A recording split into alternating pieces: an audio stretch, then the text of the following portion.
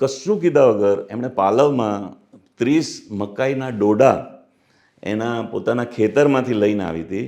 એ સૌરાષ્ટ્રની ખેડૂતની સ્ત્રી હતી અને મેં આમ હાથ ઊંચો કરીને ઊભો થયો અને મેં કીધું આ ઓપરેશન લેપ્રોસ્કોપી વિના પણ થઈ શકે છે.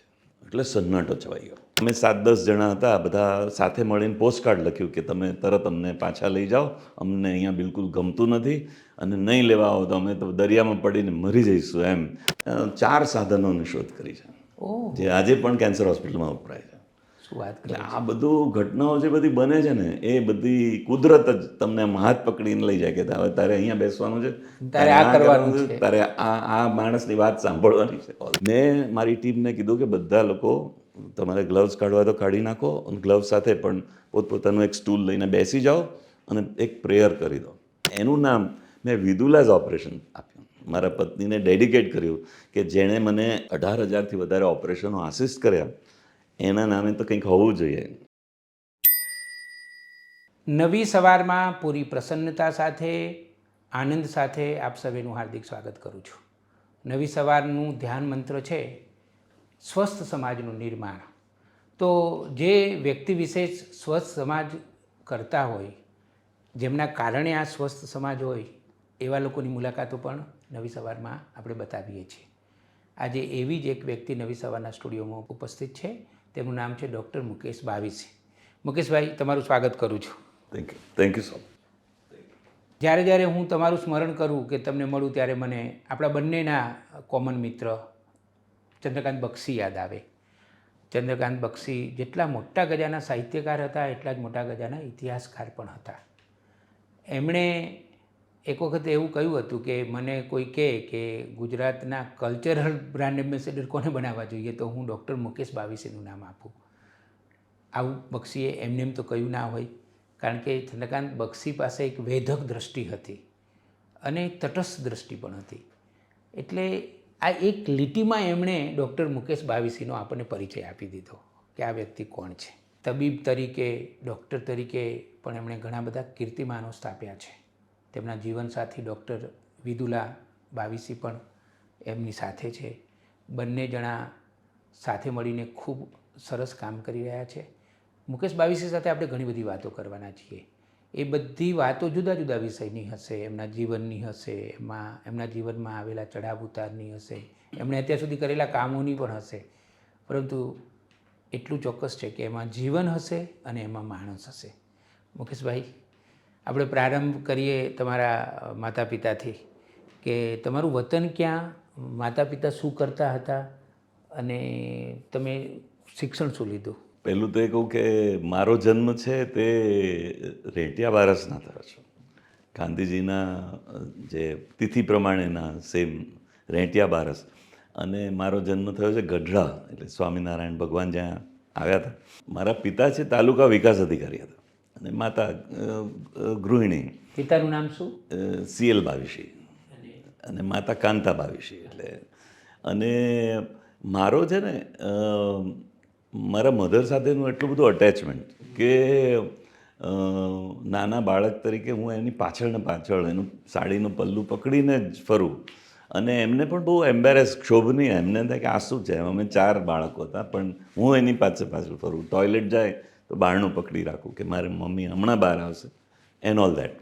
પછી એના માટે ગુજરાતીમાં શબ્દ છે માવડીઓ. અને હું માવડીઓ કહેવાનું પસંદ પણ કરીશ કે હું એવો હતો જ. અને આજે પણ હું મારા મધરને મિસ કરું છું. હવે મારા ફાધર છે, એમણે આ જોયું પછી એમને થયું કે જો દુનિયાની સમક્ષ જો આ બાળકને રજૂ કરવો હોય, એને દુનિયામાં ફેસ કરવાનું આવે તો એને ક્યાંક બોર્ડિંગ સ્કૂલમાં કે એવી સ્કૂલમાં મોકલે કે જેનાથી એનું ખૂબ જીવન બદલાઈ જાય. 5મા ધોરણથી 9 વર્ષની નાની ઉંમરથી હું સૈનિક સ્કૂલમાં ગયો. એની એક પ્રવેશ પરીક્ષા હતી આખા રાષ્ટ્રીય કક્ષાની.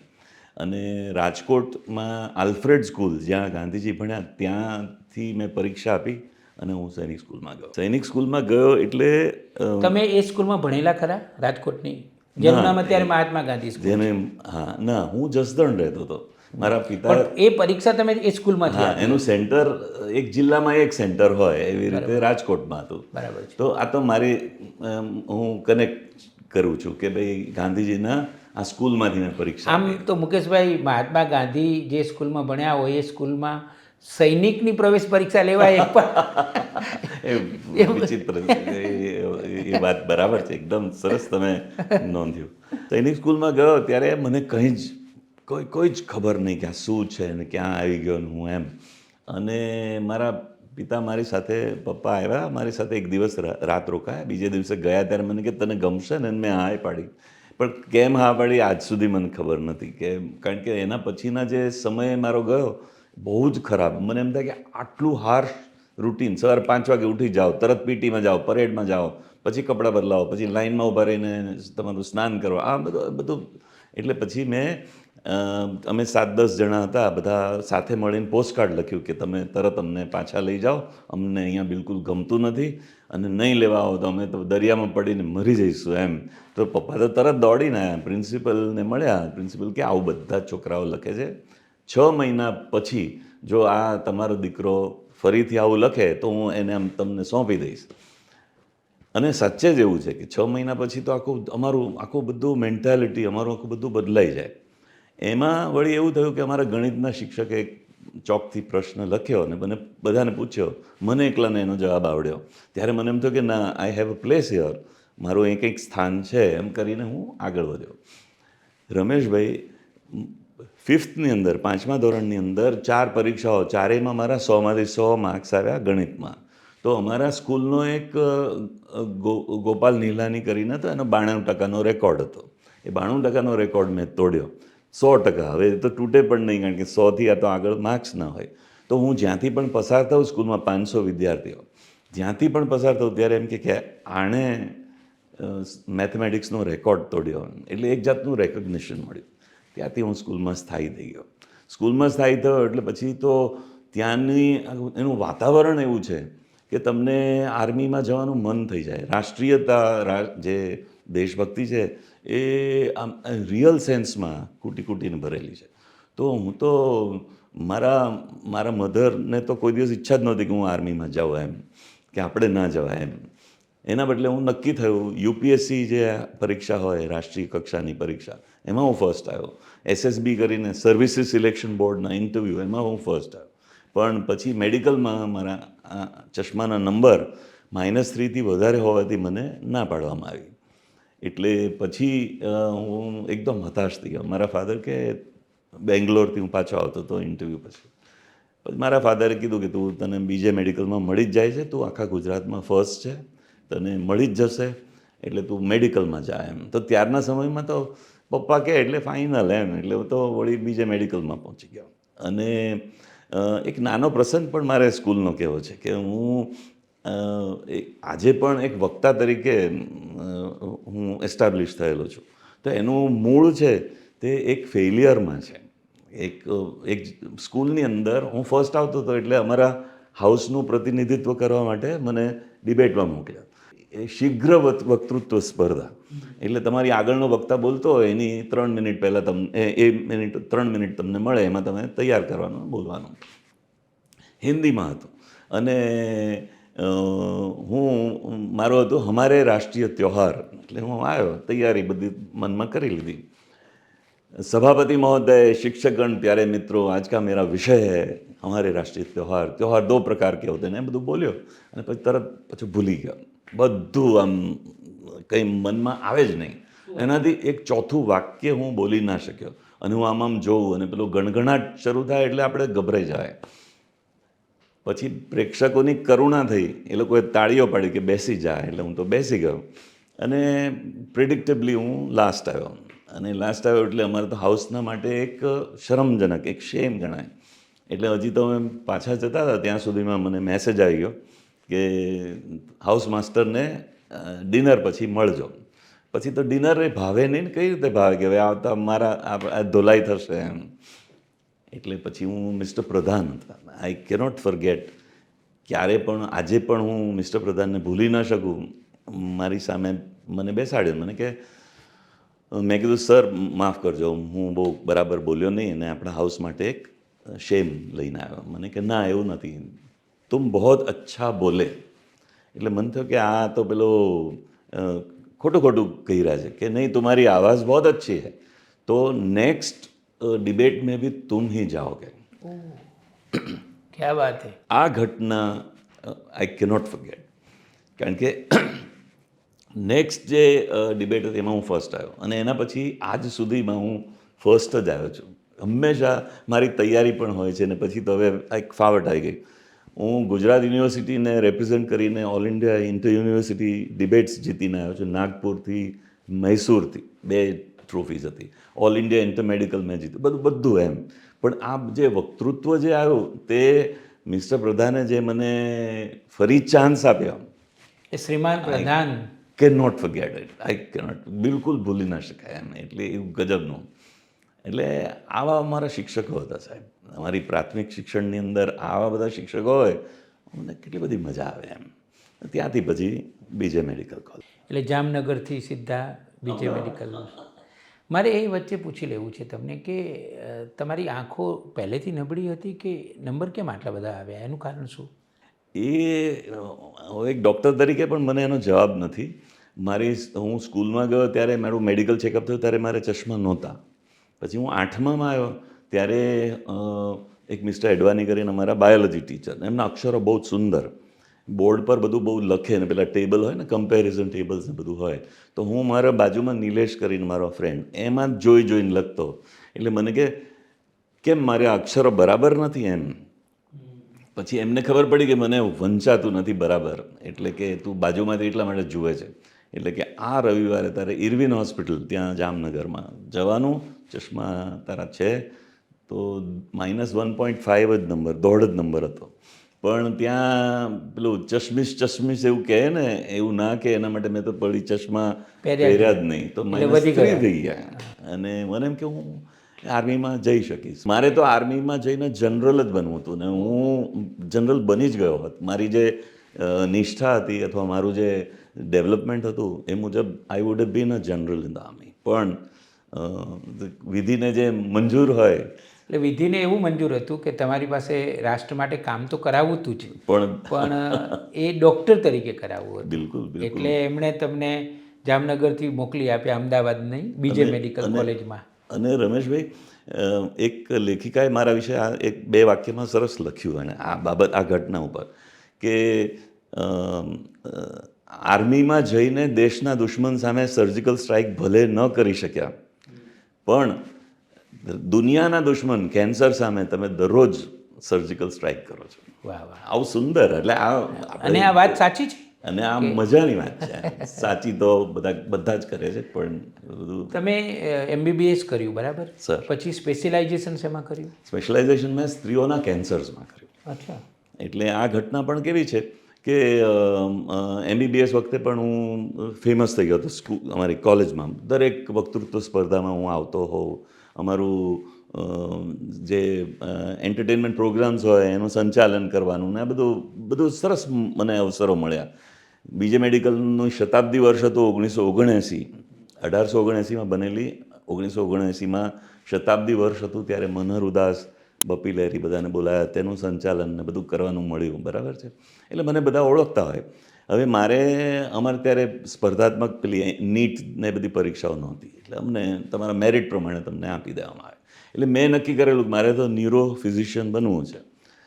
ડીન નહોતા, એટલે અમે ચા પીવા માટે કેન્ટીનમાં બેઠા, અને એક ડૉક્ટર PK શાહ કરીને મારો મિત્ર, 1 વર્ષ સિનિયર, મારી સામે આવીને બેસી ગયો. હવે એ કોઈ દિવસ મારી સામે બેસે નહીં ને અમે ક્યારેય વાત ના કરીએ. મને કે મુકેશ, તું શું કરવાનો છે, શેમાં લેવાનો છે? મેં કીધું હું તો ફિઝિશિયન બનીશ ને એમાંથી ન્યુરો ફિઝિશિયન બનીશ. મને કે આજ સુધી કોઈ ન્યુરો ફિઝિશિયને બરાબર ડાયગ્નોસિસ નથી કર્યું. આવો એનો પોતાનો મંતવ્ય, તારે ગાયનેક જ લેવાનું છે. એટલે હું તો કોઈની આવી વાત પણ ના માનું, પણ ડીન સામે બેઠો ને મને કીધું મુકેશ તમને બધામાં મળે છે, શેમાં જવું છે? એટલે મેં કીધું ગાયનેકોલોજી, અને એ પણ કેન્સર હોસ્પિટલમાં પહેલી જ વાર આ સ્થાન ખુલ્યું હતું. એટલે રમેશભાઈ, મારું નસીબ જુઓ, ભારતના ફોર્મલી ટ્રેન થયેલા સ્ત્રીઓના કેન્સર સર્જનમાં હું પ્રથમ છું. આખા કન્ટ્રીમાં ફર્સ્ટ. આખા ભારતમાં પહેલા? ભારતમાં પહેલો છું. કારણ કે આવું ડિવિઝન જ નહોતું, આવો કોઈ વિભાગ ખુલ્યો નહોતો. આ 1982ની અંદર પહેલી વાર. અમારા ટીચર હતા એ હાર્વર્ડથી ભણીને આવેલા, ડૉક્ટર CA શાહ સાહેબ. પછી પૂરતા ટીચર્સ નહોતા તો અમેરિકા, ઇંગ્લેન્ડ, જર્મની અને ઓસ્ટ્રેલિયાથી 3 મહિના માટે લેજન્ડ્સ એ લોકો અમને ભણાવ્યા. એ લોકો કઈ રીતે ઇન્સ્ટ્રુમેન્ટ પકડે, કઈ રીતે સાધન, બ્લીડિંગ થાય તો કોઈ જાતનું મગજને શાંત રાખીને કઈ રીતે ડીલ કરે, આ બધું મેં જોયું. આ બધામાં હું શીખ્યો એમની પાસેથી. આજે સંપૂર્ણ ક્રેડિટ એ લોકોને છે. કઈ રીતે પેશન્ટ સાથે વાત કરે, કઈ રીતે કરુણાથી. આપણે એવું માનીએ છીએ કે ભારતમાં કરુણા છે, તો વાત સાચી છે, પણ એ લોકોની કમ્પેશન, એ લોકોનું પણ ગજબનું. એ લોકોને એમ થાય કે આ વ્યક્તિ અને એના સગા છે એ બધા લોકો કઈ તકલીફમાં આવ્યા છે. સાહેબ, તમે કેન્સરના દર્દીના સ્વજનોને સાથે વાત હું કરું ત્યારે એવું લાગે કે જાણે એમને પણ થયું છે. એવી રીતે તમારી સાથે વાત કરે કે ના, આમાં બેસ્ટ રીતે કરો, આમાં જે કંઈ કરી શકાય. અને ગરીબમાં ગરીબ દર્દી હોય એ પણ આવું કહે કે તમે ચિંતા ના કરશો, તમે અમને આમાંથી ઉગારી લો. આવા બધા અવસરો મળ્યા છે મને. એટલે તમે એક નવી જ દુનિયામાં અને એક નવી વાત આખી કેન્સરના સાથે તમે સંપર્કમાં આવ્યા. તમે એક તજજ્ઞ છો, તો અમારે એ જાણવું છે કે એક તબીબ તરીકે તમારી યાત્રા કેવી રહી? અરે, આમાં એક બીજી નાની વાત મારે ઉમેરવી છે કે MBBSમાં હતો, ફાઇનલ યર, ત્યારે અમારે કેસ પ્રેઝન્ટ કરવાનો હોય. તો doctor Mavalankar, the famous Vishnu Ganesh Mavalankar, બહુ જ પ્રખ્યાત સર્જન, એમની સામે મેં કેસ પ્રેઝન્ટ કર્યો. કેસ પ્રેઝન્ટ કરવાનું એટલે વિગતો આપવાની ને બધું. પછી મને કહે, દીકરા તું, દીકરા કહીને વાત કરે, દીકરા તું અંગ્રેજી બહુ સરસ બોલે છે, પણ તને ગુજરાતી નથી આવડતું. એટલે મેં કીધું કે ગુજરાતી મને એટલે નથી આવડતું અને નહોતું આવડતું. મને કે તું ગુજરાતી નથી? મેં કીધું હું તો ઠેઠ ગુજરાતી છું. તો કે તો ગુજરાતી કેમ નથી આવડતું? એટલે પછી મેં એમને સમજાવ્યું કે હું એક આર્મી સ્કૂલમાં ભણ્યો અને ત્યાં ગુજરાતી બોલવાનું કે અલાઉડ જ નહોતું. એકમાત્ર મહાવરો મારો એ દર 15 દિવસે મારી મમ્મીને મારે કાગળ પોસ્ટકાર્ડ લખવાનું હોય તે ગુજરાતીમાં. એ પણ અમારો હાઉસ કેપ્ટન કે સ્ટાર્ટ એટલે સ્ટાર્ટ કરવાનું, એન્ડ સ્ટોપ એટલે સ્ટોપ કરીને પાછું આપી દેવાનું. અને એ એક બધાને ભેગા કરીને એક જણ પોસ્ટ કરે. મેં કીધું મારે તો કોઈ ગુજરાતીનો મહાવરો નથી. મને કે બેટા શીખવું જરૂરી છે, તારા બધા દર્દીઓ ગુજરાતી બોલશે. સાહેબ, એ દિવસથી દરેક બ્રેકમાં મારી પાસે મોટરસાઇકલ હતું. બીજે મેડિકલ કોલેજ અસારવાથી હું ડ્રાઈવ કરી ને ગુજરાત વિદ્યાપીઠ જાઉં. ગુજરાત વિદ્યાપીઠમાં સુંદર લાઇબ્રેરી, તમને તો ખબર જ હશે, એટલી સુંદર લાઇબ્રેરી, એટલું સુંદર વાતાવરણ, ગુજરાતીના ક્લાસિક્સ, ગુજરાતનો નાથ પૃથ્વી વલ્લભ, ભદ્રમ ભદ્ર, સરસ્વતીચંદ્ર, દરિયાલાલ, આ બધી મેં પુસ્તકો ત્યાં બેસીને વાંચી છે. અને નવેસરથી, જેને કહેવાય નવેસરથી ગુજરાતી શીખ્યો હું.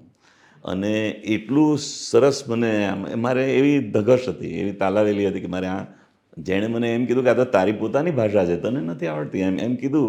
એમાં મને થયું કે આ તો શીખવું જ છે. એટલું સરસ આવડ્યું કે દૂરદર્શન પર સમાચાર વાચક જોઈએ છે એવી જાહેર ખબર ટીવી પર જ જોતા મેં એપ્લાય કર્યું. 2000 એપ્લિકન્ટ્સ હતા, એમાંથી મને એકલાને સિલેક્ટ કર્યો. 2 વર્ષ સુધી મારા પોસ્ટ ગ્રેજ્યુએશન દરમિયાન હું મોટરસાઇકલ પર જઈ અને ત્યારે ઈસરો સેક પરથી દૂરદર્શનના તો હું સમાચાર વાચક બન્યો ગુજરાતીમાં. પીજનો પ્રોગ્રામ. એટલે તમે જુઓ, આમાં 2 વાતો કે એક ડૉક્ટરી ભણતો વિદ્યાર્થી સર પોતાની માતૃભાષાથી થોડો વિખોટો પડી ગયો હતો, તો પાછો દોડતો ગયો કે માં મારે તારા ખોળામાં બેસવું છે. એબ્સોલ્યુટલી. અને બિલકુલ તમે હૃદયપૂર્વકની વાત છે એ વાત. અને પછી પાછા તમે તમારા વ્યક્તિત્વની વિવિધતા તો જુઓ કે તમે બનવાના છો ડૉક્ટર અને કેન્સરનો, અને કેન્સરના ડૉક્ટર, મારે તમે દૂરદર્શન ઉપર સમાચાર વાંચવા પણ જઈ રહ્યા છો. તો એ કલા સાથે, વિજ્ઞાન અને કલા, મેડિકલ સાયન્સ અને માતૃભાષા, કલા, એટલે આ તમારા વ્યક્તિત્વના બધા કેટલા બધા જુદા જુદા રંગો છે. હું તમને એક નાની બીજી ઘટના કહું. આ જ ડૉક્ટર માવલંકર, અમારું ફાઇનલ MBBSમાં જે ઇન્સ્ટ્રુમેન્ટ, સર્જિકલ ઇન્સ્ટ્રુમેન્ટ્સ હોય ને એના અમુક માર્ક્સ હોય પરીક્ષામાં. એટલે જે પોસ્ટ ગ્રેજ્યુએશન કરતા હોય એને રેઝિડન્ટ કહેવાય. તો રેઝિડન્ટ અમને ભણાવે. અને કઈ રીતે ભણાવે? ગોખાવે રમેશભાઈ કે આ સાધન એના 4 ઉપયોગો, આ સાધન એના 5 ઉપયોગો. એટલે અમે બધા લખી નાખીએ અને બધા ગોખીને, સાહેબ એ થોડુંક ખરાબ વસ્તુ છે, પણ ગોખીને રજૂઆત કરવાની હોય અમારા જે વાઇવા હોય એની અંદર. હવે અમે તો બેચ તરીકે 10 જણાની બેચ હતી, અમે રાહ જોતા હતા અને પેલા આવ્યા જ નહીં રેઝિડન્ટ ડૉક્ટર. પછી ડૉક્ટર માવલંકર જે યુનિટના વડા હતા એ અંદર આવ્યા, આ જ ડૉક્ટર માવલંકર. પછી કે તમે કેમ બેઠા છો અહીંયા? એટલે અમે વાત કરી કે ભાઈ આવી રીતે અમે એમની રાહ જોઈએ છે. મને કે એને મેં ઓપરેશનમાં મોકલ્યો છે, ઇમરજન્સી હતી એટલે એક એપેન્ડિક્સનું ઓપરેશન છે એના માટે મેં એને મોકલ્યો છે. આજે હું તમને ભણાવીશ. એટલે અમારામાંથી કોઈ તૈયાર નહોતું. કેમ કે માવલંકર સાહેબ તો વિદ્વાન અને આગળ વધેલા. અમારે જે ભણવાનું હતું તો માત્ર પરીક્ષાલક્ષી હતું ને એમાં પેલું 1 2 3 4 કરીને આપે એ જ અમારે જોઈતું હતું. પ્રી ડાયજેસ્ટેડ જેને કહેવાય ને એવું જ માહિતી અમને જોઈતી હતી. અને પહેલાંને અમે સાહેબને ના તો પાડી ન શકીએ એટલે અમારી સામે ગોઠવાઈ ગયા અને પેલા ટેબલ પર બધા સાધનો તો હતા જ. પછી એમને થયું કે હું આમાં ભણાવીશ શું એમ. હું આગળ બેઠો હતો. મને કે મુકેશ, આ બે સાધનો વચ્ચે શું અંતર છે એમ, what is the difference between these two. એટલે મેં કીધું કે આ ચીપિયો છે એટલે આર્ટરી ફોર્સેપ્સ કહેવાય, એનાથી પકડાય, અને આ કાતર છે એનાથી કપાય. હવે એ તો બે જુદી વસ્તુ છે, એમાં ડિફરન્સ તો ક્યારે ગણાય કે જ્યારે કંઈક સમાનતા હોય ને બાકીની અસમાનતા હોય તો તમે એને પરીક્ષાલક્ષી પૂછી શકો. મેં કીધું આ આર્ટરી છે એનાથી ટિશ્યુ પકડી શકાય, આ કાતર છે એનાથી કાપી શકાય.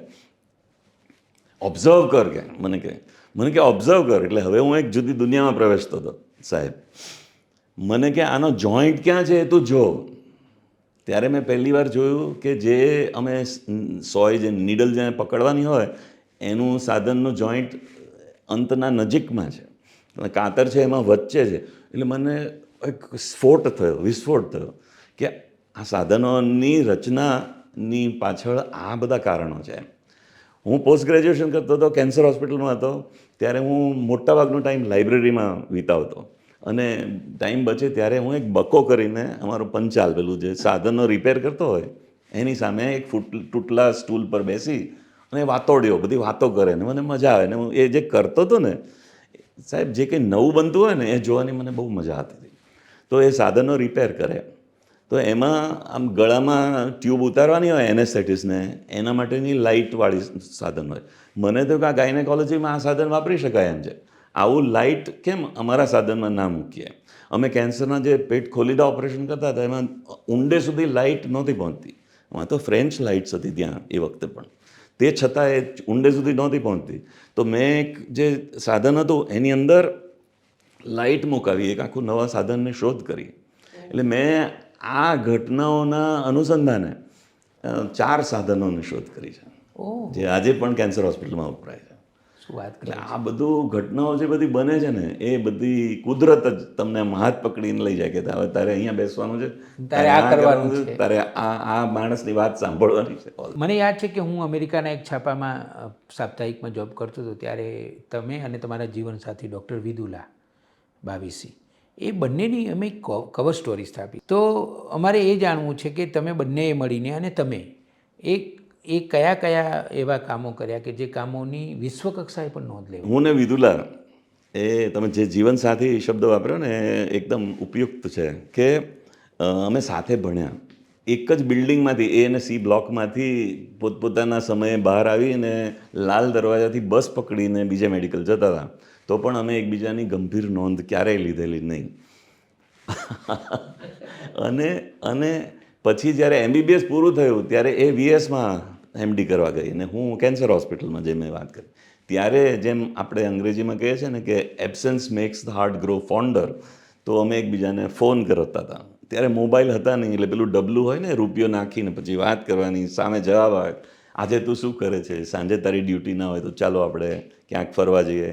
ડેટિંગ, અને અમે લોકો મૂવીઝ જોવા જતા હતા અને સાથે આમ થોડું વોક કરતા હતા. અને હવે મને યાદ નથી ક્યાં પણ એક જગ્યાએ ભજનો એક બહુ સરસ ગવાતા હતા તો હું તો ભજનમાં એને લઈ ગયો હતો. એને તો બહુ નવાઈ લાગે કે આ કેવો પ્રેમી છે કે ભજનમાં લઈ જાય. ક્યાં વાત છે. મેં એને ગુજરાત ગાંધી આશ્રમમાં હું લઈ ગયો હતો. ગાંધી આશ્રમમાં હું એને બધું બતાવતો હતો કે અહીંયા આ રીતે આમ તેમ. અને પછી ગાંધી ફિલ્મ જે આવી એની અંદર ગાંધીજી દીનબંધુ એન્ડ્રુઝને કે કોઈને સમજાવતા હતા કે ભારતમાં લગ્ન થાય સપ્તપદીના ફેરા કઈ રીતે ફરવાના, એ બધું એમને સમજાવતા હતા. મને એવું બધું યાદ આવ્યું. મને અમિતાભ બચ્ચનનું કભી કભી મેરે દિલ મેં ખ્યાલ આતા હૈ ને એવું બધું હું વિદુલાને સંભળાવતો અને એમાં એ ઇમ્પ્રેસ થઈ ગયા. એને તો કે મારે તો આની સાથે જ રહેવું છે. એટલે તમે એ ઇમ્પ્રેસ કરવા માટે કહેતા હતા કે એમને એમ કહેતા હતા? એવું ઇમ્પ્રેસ કરવા માટે નહોતો કહેતો, કદાચ નહોતો કહેતો, ખબર નથી, આઈ એમ નોટ શ્યોર. પણ હું તો હજી પણ કહું છું કે એને હું પૂછું ને ત્યારે એને કવિતામાં કઈ રસ નહોતો. એ કે હું સાહિત્ય તરફ ઝુકાવ છે જ નહીં મારો એમ. આ તો તું બોલે છે ને હું સાંભળું છું એના જેવું છે. એટલે મને એની 2 લાઇન્સ એના ઉપરની 2 લાઇન હું જે જાહેરમાં કહેતો હોઉં છું कि हमारे पड़ोस में एक आदर्श जोड़ी है जिसने मोहब्बत की पिछली तमाम रिकॉर्ड तोड़ी है. मैंने किसी से पूछा कि भैया इनकी मोहब्बत क्यों इतनी गहरी है. तो उन्होंने कहा कि तुम्हें पता नहीं पति कवि है पत्नी बहरी है. એટલે અમારે તો આવો જ હતું રિલેશન. એટલે અને હા તમે જે વાત કરી ને તો અમે લોકોએ 4 ટાંકા વગરના ઓપરેશનોની શોધ કરી. રમેશભાઈ, અમારું જે ગાયનેકોલોજીમાં સૌથી જનરલ ઓપરેશન છે તે ગર્ભાશયની કોથળીનું ઓપરેશન અને કાઢવાનું ઓપરેશન. બરાબર. બહુ જ બધી મહિલાઓને વધારે પડતું માસિક આવે, અન્ય બધા પ્રશ્નો હોય, ગાંઠ હોય, એ ઓપરેશનને કરતાં 2 થી 3 કલાક લાગતા. અને એનેસ્થેસિયાના પ્રશ્નો, આસિસ કરવાના પ્રશ્નો, ઘણા બધા પ્રશ્નો હતા. ત્યારે મને એમ થયું કે આ જો અલગ રૂટથી કરવામાં આવે, સાહેબ રૂટથી કરવાની, તો એક શિફ્ટ ઇન પેરેડાઇમ જેને કહેવાય એવું અલગ રૂટથી કરવાની વાત નીકળી. હું પોતે પેઇન્ટર છું, એટલે આર્ટિસ્ટ છું, તો મેં વાસ્કોડા ગામાનું એક ચિત્ર મેં બનાવ્યું હતું. બરાબર છે. વાસ્કોડા ગામાએ યુરોપથી ભારત આવવાનો એક નવો રૂટ શોધેલો. એવી જ રીતે મેં અને વજાઇનલ હિસ્ટ્રેક્ટોમી કહેવાય છે. એટલે સ્ત્રીઓના ગર્ભાશયને કાઢવા માટે પેટ ખોલવાની, એના 4 લેયર્સ કાઢવાની અને પછી અંદરથી ગર્ભાશય કાઢીને પાછા બધા બંધ કરવાના, ટાંકાઓ પાકી જાય, વારંવાર ડ્રેસિંગ કરવું, આ બધું ના કરવું પડે. અને આ ઓપરેશન જે ટેકનિક અમે શોધી તેને 22 NDVH એવું કહેવાય છે. એ માત્ર 15 થી 18 મિનિટમાં ઓપરેશન, જે 3 કલાક થતા હતા એને 15 to 18 મિનિટ્સમાં થઈ જાય. આની પાછળની સ્ટોરી પણ તમને કહું કે હું ને વિદુલા જ્યાં ગયા, કોન્ફરન્સીસમાં, મૂવીઝમાં, કાર્યક્રમોમાં, સામાજિક બધી જગ્યાએ બધે સાથે ગયા છીએ. મુંબઈમાં એક આંતરરાષ્ટ્રીય કોન્ફરન્સ લેપ્રોસ્કોપી વિશે, દૂરબીનથી કરતા ઓપરેશન વિશે હતો. તો એ બહુ શરૂઆતના દિવસો, અને એ વખતે એમણે એક નિદર્શન કર્યું, એક ડેમોન્સ્ટ્રેશન કર્યું કે ગર્ભાશયની કોથળી છે એને લેપ્રોસ્કોપી દ્વારા કરી અને નીચેથી કાઢી નાખવાનું, જે નેચરલ બર્થ પેસેજ છે એમાંથી, યોનિ માર્ગમાંથી કાઢી નાખવાનું. હું તો ડેલિગેટ હતો, એટલે હું તો સ્પીકર નહોતો, અને સામાન્ય રીતે હું ડેલિગેટ હોઉં ત્યારે હું તો બોલતો પણ નથી, કે સાંભળવાનું, નોંધ ટપકાવવાની ને આપણું કામ પૂરું કરવાનું. પણ એ દિવસે હું ઊભો થયો અને મેં આમ હાથ ઊંચો કરીને ઊભો થયો અને મેં કીધું આ ઓપરેશન લેપ્રોસ્કોપી વિના પણ થઈ શકે છે. એટલે સન્નાટો છવાઈ ગયો. આંતરરાષ્ટ્રીય નિષ્ણાતો આવેલા લેપ્રોસ્કોપીના, અને હું બોલી રહ્યો હતો મૂર્ખાની જેમ કે આમાં લેપ્રોસ્કોપીની જ જરૂર નથી. એટલે પછી એમની વારે એક ડૉક્ટર, ત્યાં પવઈના એક ડૉક્ટર હતા, એ ઊભા થયા.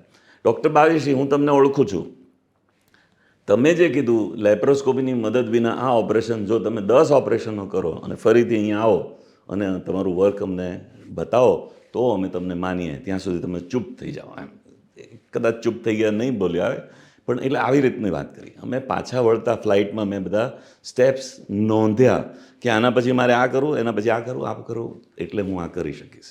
અને કુદરતે અમને બધા પેશન્ટ્સ મોકલ્યા આ રીતે. અને સાહેબ અમે ત્યારે 30 મિનિટમાં કરતા હતા, એના પછી જ્યારે અમને જે હથોટી બેસી તો અમે 15 મિનિટમાં આ ઓપરેશન કરીએ છીએ. ગર્ભાશયની ગાંઠો કાઢવાના ઓપરેશન.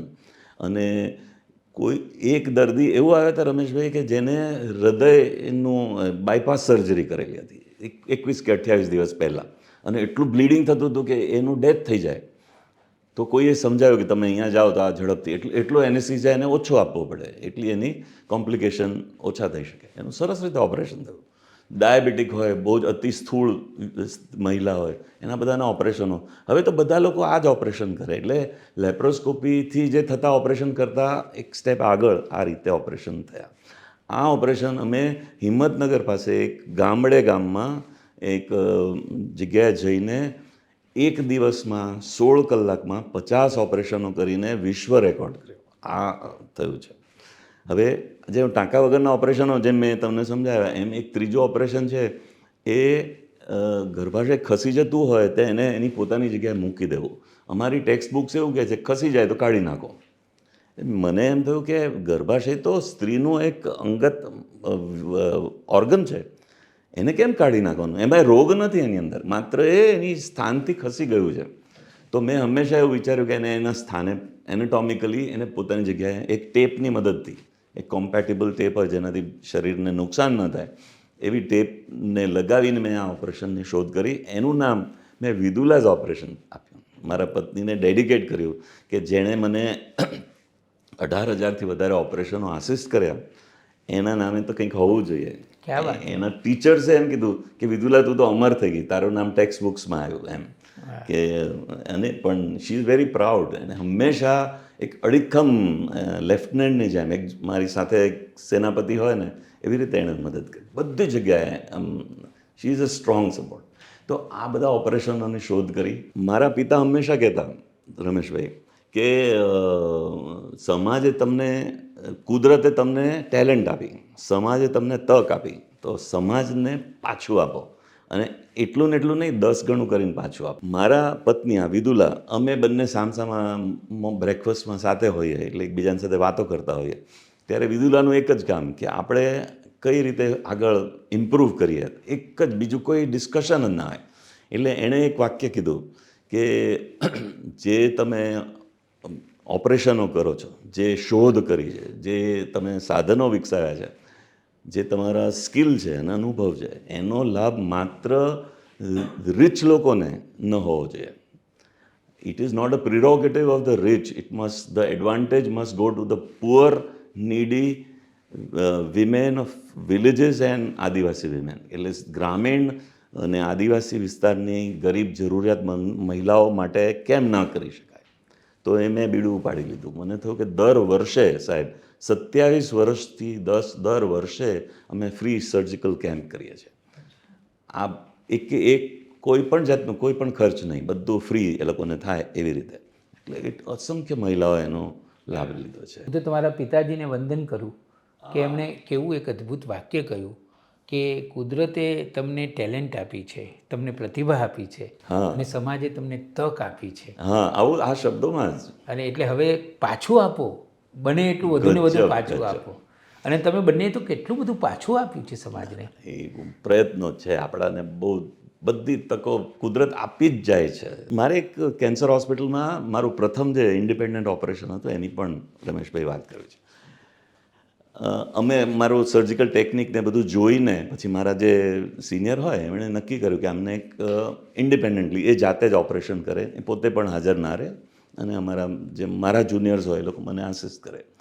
અને ઓપરેશન બહુ જ સરસ રહ્યું. નોર્મલી પહેલું હોય એમાં સાહેબને બોલાવવા જ પડે ને, કંઈક બ્લીડિંગ થાય ને કંઈક કોમ્પ્લિકેશન થાય ને. કુદરતી રીતે બહુ જ સરસ ગયું, અને એનું ટાંકા પણ પાક્યા નહીં ને સરસ, અને બહુ ઝડપથી એને રજા પણ આપી દીધી. હવે અમે જ્યારે ઓપરેશન કરીએ ત્યારે અંદર જે ઓપરેટિવ નોંધ હોય એની અંદર અમારું નામ ના લખાય, અમારા સાહેબનું જ હોય, તો એ સ્વીકાર્ય છે, એવી રીતે જ હોય. પણ એ સ્ત્રીએ ગોતી કાઢેલું કે મારું ઓપરેશન આમણે કર્યું છે. જે પાછળ ઊભો છે એણે કર્યું છે. અમે રાઉન્ડમાં જઈએ ને ત્યાં એને નર્સને કોઈને પૂછ્યું હશે, ગમે તેને, તો એને ખબર. 15 દિવસ પછી ફરીથી આવ્યા ત્યારે એ બેન આવ્યા, 1 વાગી ગયો હતો. એટલે અમારા જે બીજા અમારા કલીગ્સ હતા એમણે કીધું કે હવે 3 વાગે આવો, રિસેસ, હવે લંચ ટાઈમ થઈ ગયો. મેં કીધું ના, એમને આવવા દો. એમ અંદર આવ્યા, પેલા લોકો બધા જતા રહ્યા, હું અને એક પેલા બેન અને હું સામે બેઠો હતો ખુરશી પર, ટેબલ પર. અને કશું કીધા વગર એમણે પાલવમાં 30 મકાઈના ડોડા એના પોતાના ખેતરમાંથી લઈને આવી હતી. એ સૌરાષ્ટ્રની ખેડૂતની સ્ત્રી હતી. અને એણે સાહેબ એમણે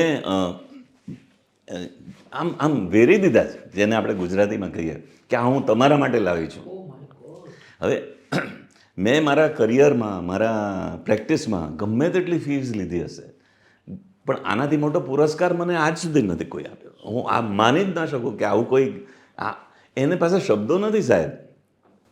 તમે એ બેનનું જ ઓપરેશન કર્યું હતું? એ વરવીબેન, એમનું નામ વરવીબેન નામ હતું. એ સૌરાષ્ટ્રથી આવેલા, અને એ દરિયાકાંઠાના એક ખેતર એમનું હતું, એમાંથી એ લાવ્યા હતા. અને એ વ્યક્તિ પોતે જ, અને એની પાસે તો એ આપણે જેમ શબ્દોથી કોઈને આભાર વ્યક્ત કરીએ એવું કાંઈ જ નહીં. આમ મૂકી દીધા કે આ હું તમારા માટે લાવી છું. આઈ કેનોટ ફર્ગેટ આ કઈ રીતે આ ઘટના બને છે એમ. હવે એનાથી એટલી બધી પ્રેરણા મળે કે તમે બધાનું સારું જ કરો. તમને એમ થાય કે ના આનું કઈ રીતે, અમે તો પાછા કેન્સરના ઓપરેશન્સ કરવાના હોય, એમાંથી એને બહાર લાવવાના હોય, એનું નવું, તમે જેમ શબ્દ વાપર્યો કે એને એક નવું જીવન મળે છે.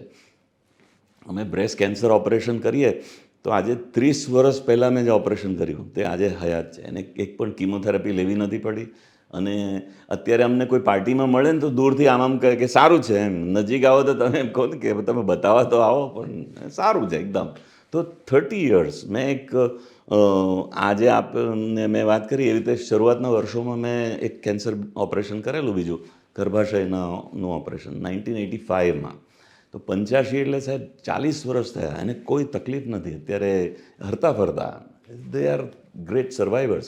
હમણાં અમે એક ફેશન શો કર્યો રોટરીમાં, તો એની અંદર અમે આ લોકોને બોલાવ્યા હતા, એમાં મારી સાથે ફેશન વોક કર્યું. તો એમાં સૌથી વધારે ગર્વ તો મને થાય કે આ બધા દર્દીઓ અમારા પ્રતિનિધિઓ છે કે કહે છે કે ના અમને, એટલે લોકોમાં એ હોપ્સ જગાડે છે, એ આશા જગાડે છે કે ના કેન્સર એટલે કેન્સર એવું નથી. અને ખરેખર મને એવું લાગે કે એક તક મળે છે માતાને, નવા જીવને એક જન્મ આપે છે. તો એ જે ગર્ભાશય હોય છે એ ગર્ભાશયમાં એક જીવ આવે છે અને પછી આ પૃથ્વી પર આવે છે. અને તમે અને વિદુલા ભાભી બંને જણાએ આ ગર્ભાશયનું કેવું રક્ષણ કર્યું.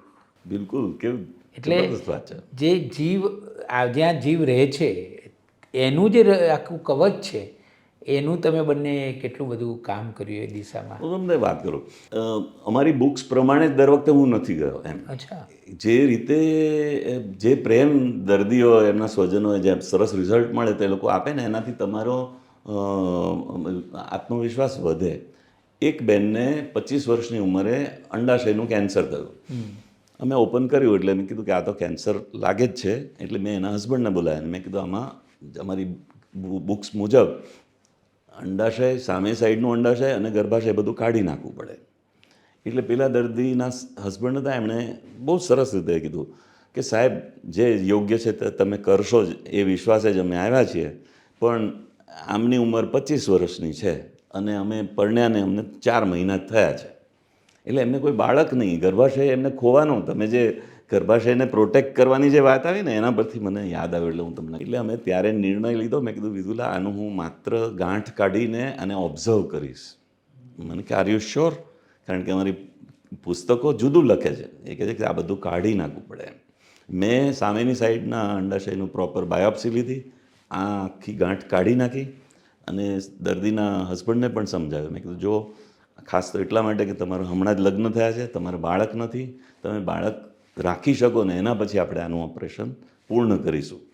તો આ કેસ ટાઈમ્સ ઓફ ઇન્ડિયામાં છપાયો હતો. એ લોકોએ લખ્યું કે આ એક નવી પદ્ધતિ, અને એ શી ડીડ વેરી વેલ, એને બાળક પણ થયા. એટલે આ થોડુંક તમે એને વિસ્તારો છો એના હોરાઇઝન્સને, કે તમને લાગ્યું તો હવે એ એક એક્સેપ્ટેડ મેથડ છે કે તમે. એટલે મારાથી એકવાર લખાઈ ગયું હતું અને કાર્યક્રમમાં બોલાઈ પણ ગયું હતું કે ડૉક્ટર એટલે અડધો ઈશ્વર. તો તમે જુઓ કે આ જે કિસ્સો છેલ્લો તમે મને કહ્યો ને, એમાં તો એ મારું વાક્ય બરાબર બેસે છે. હું તમને મને આવું લોકો પૂછે તો હું એનો જવાબ આપું છું. મને એવું લાગે કે હું ઓપરેશન કરતો હોઉં ને ત્યારે હું ઈશ્વર નથી, પણ ઈશ્વર મારી સાથે હોય છે, ચોક્કસ સાથે હોય છે. આને આ મારી અનુભૂતિ જ છે કે અમે લોકો કંઈ પણ તકલીફ આવે તો એ અમારા હાથથી જ કરાવે છે, પણ સરસ કરાવે છે. એટલે મેં આ વાક્ય પણ લખ્યું છે જે અત્યારે તમારી સમક્ષ રજૂ કરું છું કે doctor is not the main actor, he is a supporting actor. અને he may be the best supporting actor. એટલે એને બેસ્ટ સપોર્ટિંગ એક્ટરનો એવોર્ડ ભલે આપી શકો, પણ મેઇન એક્ટર તો ભગવાન જ છે. અને આ માત્ર કહેવા ખાતર નહીં, તો અનુભવથી હું તમને કહું છું. અમારે એક ઓપરેશન અમે કર્યું, ડૉક્ટર શરદ ઠાકરે ડૉક્ટરની ડાયરીમાં પણ આનું મેન્શન કર્યું હતું કે ઓપરેશનમાં એમનું પેટ ખોલ્યું ને અંદર જોયું તો જે સીટી સ્કેન, MRI, પેટ સીટીમાં જે રિપોર્ટ હોય એનાથી વિપરીત, એનાથી જુદું આખું પ્લાસ્ટર થઈ ગયેલું. એટલે પ્લાસ્ટર એટલે તમે કોઈ ડોલ હોય એમાં થોડો સિમેન્ટ રહી ગયો હોય તો કેવું કડક થઈ જાય ને હલાવી ના શકો. એના એબડોમેનમાં, એના પેલ્વિસમાં, પેડુના ભાગમાં આખું બધું ચોંટી ગયેલું ચારે બાજુ. ચોંટી ગયેલું તો અમે ઓપરેશન કરીએ જ છીએ, પણ હાથ મૂકવાની જગ્યા ના રહે એટલું પ્લાસ્ટર કરેલું. મેં મારી ટીમને કીધું કે બધા લોકો તમારે ગ્લવ્સ કાઢવા તો કાઢી નાખો, અને ગ્લવ્સ સાથે પણ પોતપોતાનું એક સ્ટૂલ લઈને બેસી જાઓ અને એક પ્રેયર કરી દો. સાહેબ, મેં આ શબ્દો કીધા છે. મેં 1 મિનિટ પ્રેયર કરી છે, 1 કે 2 મિનિટ.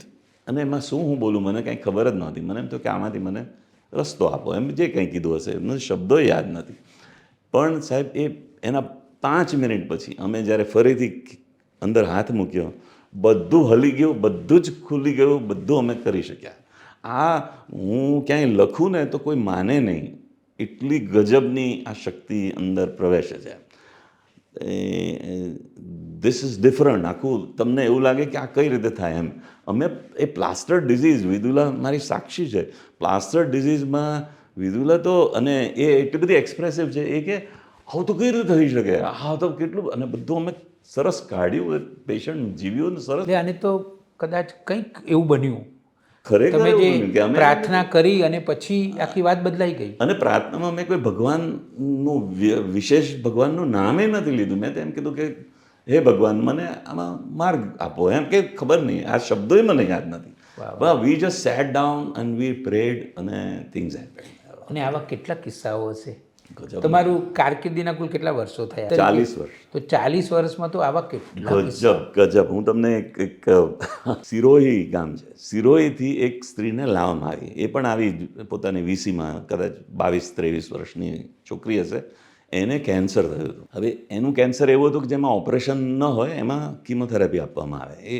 એક જ કેન્સર એવું છે, કોરિયોકાર્સ. તો એને થયું હતું, અને એની સાથે 7-8 બીજા ગામના લોકો આવ્યા હતા એમ. અને પછી એ લોકોએ સ્પષ્ટતા કરી કે આના પતિ છે એ તો મુંબઈમાં રસોઈયા તરીકે કામ કરે છે, ને આને તકલીફ થઈ. અમે લોકલ ડૉક્ટરને બતાવ્યું, એમણે કીધું તમે ડૉક્ટર મુકેશ બાવીશી અમદાવાદમાં છે, એની પાસે લઈ જાઓ. એટલે અમે તમારી પાસે લાવ્યા છીએ, બરાબર. પછી મેં એના બધા રિપોર્ટ્સ કરાવ્યા, અને રિપોર્ટ્સમાં સાહેબ ફેલાઈ ગયેલું કેન્સર. એટલે કીમોથેરાપી પણ અમે આપી, પણ એનો કોઈ બીજો મિનિંગ નહોતો. જેણે કે ચણા મમરાની જેમ મને આપી દીધું, કે નામનું એમ, નોમિનલ. પછી મેં સગાને મારા કેબિનમાં બોલાવ્યા. પેલા બેન તો રૂમમાં એડમિટેડ હતા. મેં એમને કીધું કે જો આની અંદર કંઈ થઈ શકે એમ નથી, અને ત્યારે એમ્બ્યુલન્સ પેલી મારુતિ વેન કે શું હતું, એમાં એને પાછા લઈ જવાની વાત કરી. મેં કીધું મારે એક ભાઈ છે, એમની સાથે આવશે તમે ઈચ્છો તો, અને એમનું ઇન્ટ્રાવિનસ પાઇન્ટ્સ બધા ચાલુ રહેશે, પણ રસ્તામાં પણ કંઈ થઈ શકે એમ, એવું પણ મેં સ્પષ્ટ કીધું કે આમાં કંઈ કહેવાય નહીં, કારણ કે આની હાલત ખરાબ છે. એ લોકો બધાએ કીધું કે અમે સ્વીકારી લઈએ છીએ. અમને ત્યાંથી પણ કીધું હતું કે જો કંઈ કરી શકે તો આ કરી શકે છે, બાકી એ ના પાડે પછી તમે પાછા આવી જાઓ. તો તે લોકો માનસિક રૂપે તૈયાર જ હતા. એ જતા હતા એની પહેલાં એક માણસે મને કીધું કે સાહેબ, એકવાર તમે કાલી, એનું નામ કાલી હતું, મને કે કાલીને તમે એટલું કહી દો કે તને સરસ થઈ જશે, તને ચિંતા ના કરીશ એમ, અને તું 1 મહિનામાં તું ફરીથી મારી પાસે આવે, એવું જે કંઈ એને મને કહેવાનું કીધું. હું પહેલી વાર આવું એક પ્રોફેશનલ તરીકે પણ હું એક જૂઠ્ઠું બોલવા માટે તૈયાર થયો. એના રૂમમાં પ્રવેશ્યો, અને શી વોઝ સ્માઇલિંગ. એને તેમ કે આ મારા ડૉક્ટર, આ તો બહુ સરસ જ કરી દેશે એમ. પછી મેં એને કીધું કાલી, તને સરસ થઈ જશે, તું કોઈ ચિંતા ના કરીશ, અને તું 1-1.5 મહિનામાં તો એકદમ સરસ થઈ જશે તને, તું અહીંયા આવીશ એમ. મહિના પછીની વાત છે, અને ત્યાર તો મને ખબર હતી કે આ તો પહોંચી નહીં તો પહોંચશે બી નહીં કદાચ, આનું જીવન તો કંઈ બહુ લાંબુ થવાનું નથી. એ પછી મહિનો થયો હશે, અને ત્યાં મારો નોર્મલી આપણે કન્સલ્ટિંગ રૂમ તો કેવું છે કે બહાર રિસેપ્શનિસ્ટ બેઠા હોય, નર્સ બેઠા હોય, એ અલાઉ કરે તો જ તમારે અંદર આવવાનું. તો એના બદલે એ તો અંદર ઘૂસી ગઈ, કોઈ પૂછ્યા વગર એમ. એને એમ તો આ મારું ઘર હોય કેવું આપણે આપણા ઘરે કરીએ, એવી રીતે શી એન્ટર્ડ. અને આઈ વોઝ સિટિંગ, કંઈક લખતો હતો. મને કે ડૉક્ટર સાહેબ હું આવી ગઈ એમ. તો મને થયું કે આ તો ભૂત આવ્યું કે શું એમ. ખરેખર મને એમ થયું કે આ કઈ રીતે હોઈ શકે એમ, બરાબર છે. એટલે કે તમે નહોતું કીધું કે મને એકદમ સારું થઈ ગયું છે. એના પછી મેં કોઈ દવા લીધી નથી અને કંઈ જ નહીં. એટલે પછી અમે એને એડમિટ કરી અને એના બધા ટેસ્ટ કરાયા, કમ્પ્લીટ ડિઝીઝ ફ્રી. શું વાત કરો છો? આ અમારા પાઠ્યપુસ્તકોમાં, ટેક્સ્ટ બુક્સ, અમારા બેસ્ટ રિસર્ચ પેપર્સની બિયોન્ડ છે આ વસ્તુ. આ અમારી આસ્તિકતામાં વધારો કરે છે કે તમે કંઈક કહો છો અને ડૉક્ટરને ના વિશ્વાસે માણસ તમારી દવાઓ લે છે, તો અમારી જવાબદારીઓ કેટલી બધી વધી જાય છે. અને એમાં આ એક જ કેસ બન્યો છે મારા લાઈફમાં, પણ આ બન્યો છે. આપણા શાસ્ત્રોમાં એવું કહેવાયું છે મુકેશભાઈ કે તમારી પ્રતિબદ્ધતા હોય છે પછી તો એક કક્ષા એવી પણ આવી જાય છે સર.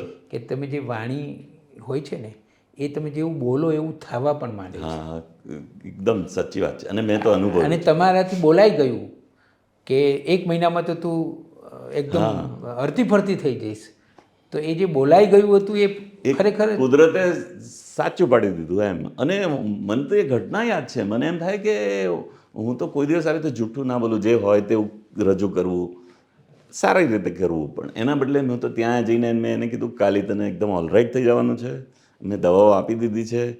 તો એ એટલી એક્સાઇટેડ હતી એને તો કે બસ મારા તો ભગવાન મળી ગયા મને. અને એને કીધું એટલે ફાઇનલ એમ.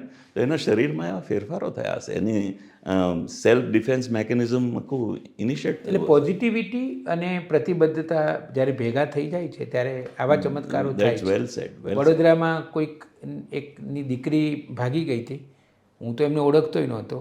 પછી સંપર્ક આવ્યો અને મેં ફોન કરીને ખાલી અમસ્તી વાત કરી, પછી સાંત્વના આપી.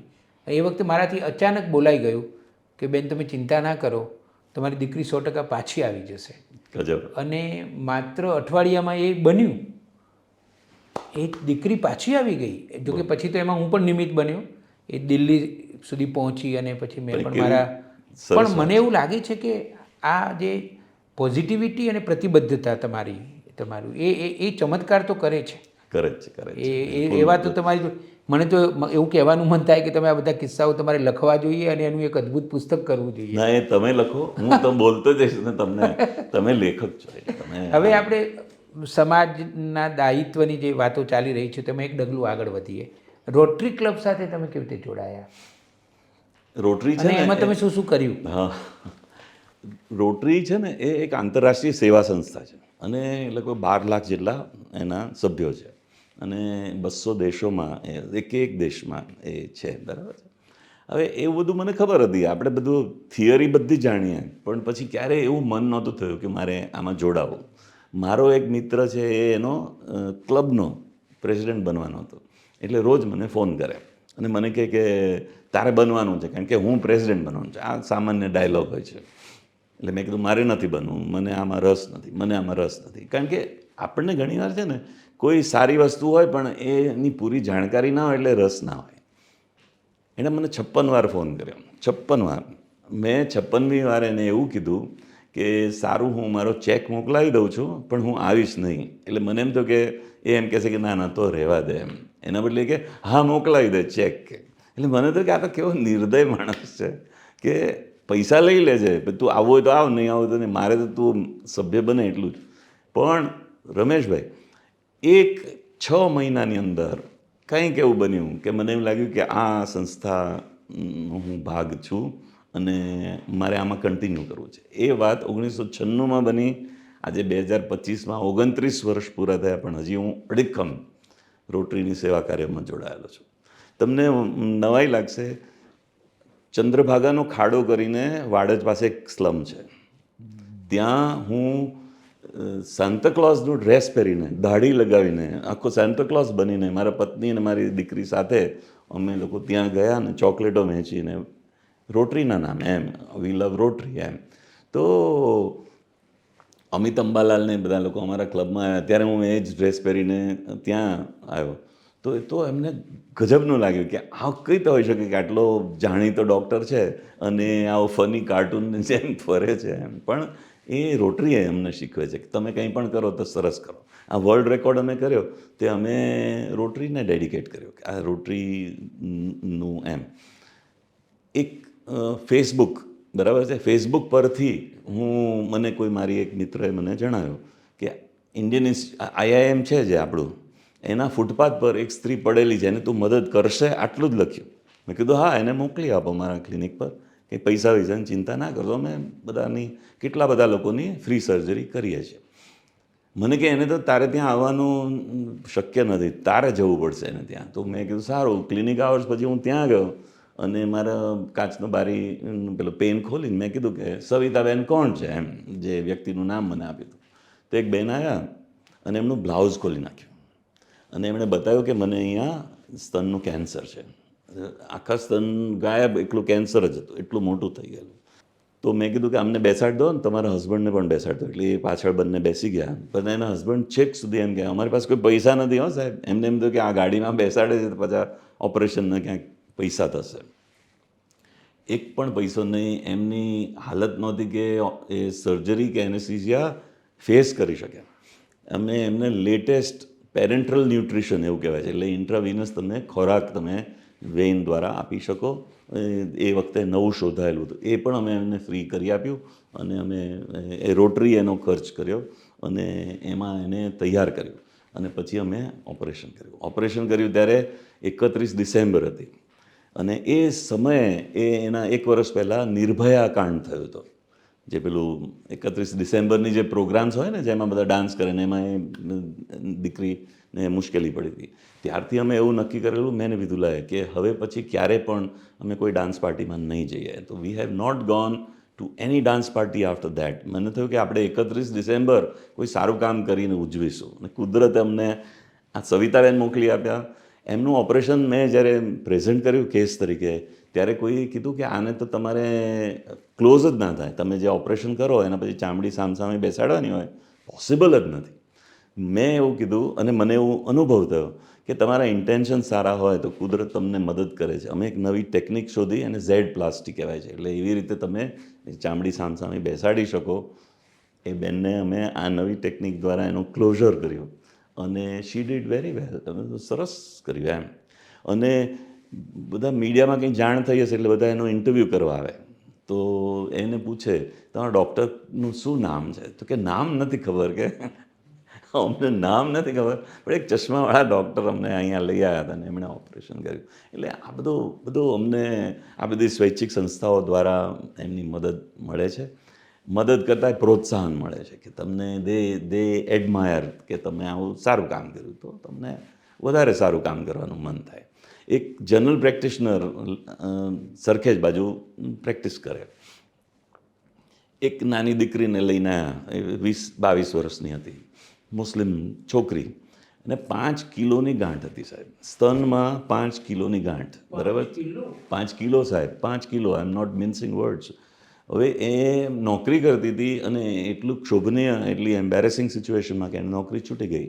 પોતે ગરીબ, એટલે નોકરીનું જે પેલું આવકનું સાધન પણ જતું રહ્યું. પછી આપણે તો બધાને ઓળખતા ના હોય, પણ આને ખબર કે આ ડૉક્ટર ફ્રી ઓપરેશન કરી આપશે. તો એને મારી પાસે લાવ્યા કે આ દીકરીનું આપણે ઓપરેશન તમે કરી શકો. મેં કીધું કેમ નહીં. તો એનું અમે ઓપરેશન કર્યું ને ગાંઠ કાઢી, બધું ફ્રી થયું તો બરાબર છે, પણ એનો રિપોર્ટ પણ નોર્મલ આવ્યો, કે કેન્સર ના નીકળ્યું. એના પછી એ ફરીથી એના જોબ પર જોડાઈ ગઈ ને ખુશ. બધું બહુ સરસ. મને થયા કરે છે જેમ જેમ તમને સાંભળતો જાઉં છું એમ કે ખરેખર આ દુનિયામાં કેટલી બધી માનવતા છે, કેટલી બધી કરુણા અને સંવેદના પણ છે. હવે મારે એક સવાલ આમ તો તમને ન પૂછવો જોઈએ, એ તમારા જીવનસાથી વિદુલાબેનને પૂછવો જોઈએ, પણ અત્યારે આ સ્ટુડિયોમાં વિદુલાબેન નથી એટલે એ સવાલ હું તમને પૂછી લઉં છું કે એકવાર વિદુલાબેને એવું એક વિધાન કરેલું કે મુકેશને રોમાન્સ કરતાં બહુ સરસ આવડે છે. હવે અમે લોકો મિત્રો છીએ એટલે મારા વિશે સારું જ કહેશે, પણ યસ, આ વાક્ય મને બરાબર યાદ રહી ગયું છે. ઓહો, તમે બધું સિક્રેટ્સ બધા જાણો છો. એટલે યસ, વિદુલાને મળો ને તો રોમાન્સ આપોઆપ થઈ જાય. આમાં કંઈ મને એવું નથી લાગતું. હું તો આર્મીમાં ભણ્યો છું સાહેબ. એમાં કોઈ કવિતાઓ ના હોય. મેં તો કવિતા પાઠ મેં રિસાઇટ કરતા શીખ્યો. મને બધી જાવેદ અખ્તરની, હરિવંશરાય બચ્ચનની કવિતાઓ મોઢે યાદ છે. મને એમ થાય કે આનું મારી ડિબેટ્સમાં મેં ઉપયોગ કર્યો છે, વિદુલાની સાથે વાત કરવામાં ઉપયોગ કર્યો છે. તો એને બહુ ખુશી થઈ જાય. એટલે એ એમ કહે છે કે તમને રોમાન્સ સરસ આવડે છે. સરસ. અમે લોકો દરેક મૂવીમાં ગયા છે. અમે લોકો ઇવન અમારું હવે જેમ બંનેનું સાથે નામ હોય ને, એમ મૂ અને વી, એટલે મૂવી નામ જ પડી ગયું છે. અરે વાહ, ક્યાં વાત. મુકેશ અને વિદુલા, તો કે મૂવી, કારણ કે અમે બધી મૂવીઝ બનતા હોય. મને યાદ છે કે ફેસબુક ઉપર તમે બંને જે સરસ ઈર્ષા થાય એવા ફોટા મૂકો અને પ્રેરણા પણ મળે એવા ફોટા મૂકતા હતા. ત્યારે મેં મારા ડિઝાઇનર પાસે એક પ્રયોગ કરાવેલો. તમે બંને હીરો છો અને વિદુલાબેન હિરોઈન છે, અને એક ફિલ્મ બની રહી છે અને એવું એક પોસ્ટર બનાવીને મેં ફેસબુક ઉપર મૂક્યું હતું. એ યાદગાર હતું, મને યાદ છે. અને અમે લોકો નોર્વેમાં હતા અને ત્યાંનું વાતાવરણ એટલું સરસ હતું કે વિદુલા કે ચાલ તું કંઈક કવિતા સંભળાવી દે, તારું મૂડ બની જ ગયો હશે. અને પછી અમે જે રીતે ઊભા રહ્યા અને ફોટો લીધો ને, તમને બહુ ગમી ગયો અને તમે એનું ફિલ્મી પોસ્ટર બનાવ્યું. ફિલ્મી અને પોસ્ટર એમાં એવું પણ લખ્યું કે આમાં શાહરૂખ ખાન ને બધા સાઈડ હીરોઝ છે અને એવું બધું કંઈક મજા કરાવી હતી એમ. એટલે મોજ ખાતર, પણ મને તો યાદ રહી ગયું. That was very nice of you. એટલે હવે થોડી દીકરીની વાત કરીએ. હા રમેશભાઈ, અમે ફર્ટિલિટી નિષ્ણાત છીએ. મારી વાઈફ અને હું, અમે લોકો ફર્ટિલિટીની નવી ટેકનિક્સ શોધી છે અને એમાં IVF ના કરાવવું પડે અને જે ફેલોપિયન ટ્યુબ્સ હોય એને સાફ કરો તો બાળક રહી શકે એવા અઘરા કિસ્સાઓ પણ અમે સોલ્વ કર્યા છે. એટલે અમે હજારો દંપતીઓને અમે બાળકો આપ્યા છે, પણ અમે પસંદ કર્યું કે એક જ બાળક જોઈએ. તો રીની અમારી એકની એક દીકરી છે, એક જ બાળક. અને એ એટલી સુંદર આવી. ગુજરાત ટાઈમ્સે એનો એક આખો આર્ટિકલ કરેલો કે હે ડેડી, એનું ટાઇટલ એ હતું કે હે ડેડી, શું તે મારા જન્મ સમયે મારા નખ રંગ્યા હતા? હવે એનો જન્મ થયો, મેં જાતે જ કરાયો છે. એમ વિદુલાના ટીચર ડૉક્ટર RK શાહ સાહેબને ત્યાં કાંકરિયા એમ ક્લિનિકમાં એ મને આ સોંપી દીધું કે તું કરાવી દેજે. તો મેં ડિલિવરી પણ મેં કરાવી. પણ એ બહાર આવી, રીની બહાર આવી એટલે વિદુલાએ પૂછ્યું કે આનું નામ શું રાખીશું? તો મને એમ સહજ રીતે થયું કે આ રીની. અને પછી હું નેઇલ પેઇન્ટ લઈને આવ્યો તો કોઈને ખબર નહોતી, મેં તરત જ એના નખ રંગી દીધા. અને મેં મારા એક આર્ટિકલમાં લખ્યું છે કે મને એવું લાગ્યું કે આ વિશ્વ સુંદરીનો જન્મ થયો છે અને મેં એને હંમેશા એવી રીતે રાખી છે કે આ વિશ્વ સુંદરી જ છે. એનો જન્મ 19 નવેમ્બરે થયેલો, એટલે ઇન્દિરા ગાંધી, સુષ્મિતા સેન, ઝાંસીની રાણી, આ ત્રણનો જન્મદિવસ 19 નવેમ્બર છે. તો એનામાં એ બધા ગુણો આવ્યા છે કે બહાદુર પણ છે, રાણી ઝાંસીની રાણી જેવી, સુષ્મિતા સેન જેવી સુંદર પણ છે, અને ઇન્દિરા ગાંધી જેવું એનું વ્યક્તિત્વ છે કે ના, બધાનું કામ કરવું એમ. અત્યારે એ કદાચ એટલું પ્રસ્તુત નથી, પણ એ બહુ જ એવી રીતની બની. અને એણે નક્કી કર્યું કે મારે એ ડેન્ટિસ્ટ બની અહીંયાથી જ, પણ એણે નક્કી કર્યું કે મારે અમેરિકા જઈને ભણવું છે. તો અમેરિકાની બેસ્ટ યુનિવર્સિટી, ન્યુયોર્ક યુનિવર્સિટીમાં એને એડમિશન મળ્યું. અને ત્યાં એને જે ઇન્ટરવ્યૂ કરનાર હતા, તો એના બધા મિત્રોએ કીધું કે આ એક ઇન્ડિયન બેન છે, એ બહુ ખરાબ ઇન્ટરવ્યૂ લે છે, એટલે બધાને ધોઈ નાખે છે એમ. તો એ ના આવે તો સારું. અને કમનસીબે એ જ આવી, એણે જ ઇન્ટરવ્યૂ લીધો. અને બધા લોકો બહાર તો હતા કે આ ગઈ, હવે આને કોઈ ઇન્ટરવ્યૂમાં નહીં આવે. બહાર નીકળ્યા ત્યારે પેલા બેન રીનીના આમ ખભા પર હાથ મૂકીને બંને બહાર આવ્યા અને રીનીને કીધું કે મેં જિંદગીમાં તારી જેવી વ્યક્તિનો ઇન્ટરવ્યૂ લીધો નથી એમ. એટલે એને એટલો બધો આનંદ થયો કે મને આમ તો ખૂબ સરસ રીતે ભણી. અત્યારે અમેરિકા છે, ડાલાસમાં છે. એને એના હસબન્ડ ઋષભ, રીની અને ઋષભની બહુ સુંદર જોડી છે, 2 બાળકો છે એમને, અને ખૂબ મજા કરે છે એ લોકો. મુકેશભાઈ, તમારો ખૂબ ખૂબ આભાર માનું છું. આજની આ મુલાકાત મારા માટે પણ ખૂબ યાદગાર, અને નવી સવારના પ્રેક્ષકોને હું કહીશ કે આ મુલાકાત ખરેખર એકવાર નહીં પણ વારંવાર જોવા જેવી છે. કારણ કે આ મુલાકાતમાં શું નથી, જીવન છે, માણસ છે, સંવેદના છે, પ્રેમ છે, એક ઉત્તમ જીવન જીવવા માટે જે જે જોઈએ એ બધી જ વાતો આ મુલાકાતમાં આમ સહજ રીતે આવી ગઈ છે. મારે એવું એપ્રિશિએટ કરવું છે રમેશભાઈ કે હું તમને વર્ષોથી ઓળખું છું અને તમે એક ક્ષણ પણ મેં તમને નેગેટિવ જોયા નથી. તમે જે પોઝિટિવ મીડિયા નામ આપ્યું છે એ તમે એનો સાક્ષાત્કાર જ છો. તમે રિયલી વિધાઉટ મિન્સિંગ એની વર્ડ્સ તમે હંમેશા એક પછી એક કદમ આગળ જ વધ્યા છો અને દુનિયામાં જે પોઝિટિવિટી ફેલાવવામાં એક બહુ જ મોટું કદમ તમે, અને ખૂબ ખૂબ અભિનંદન. Thank you. ખૂબ સરસ. Thank you very much.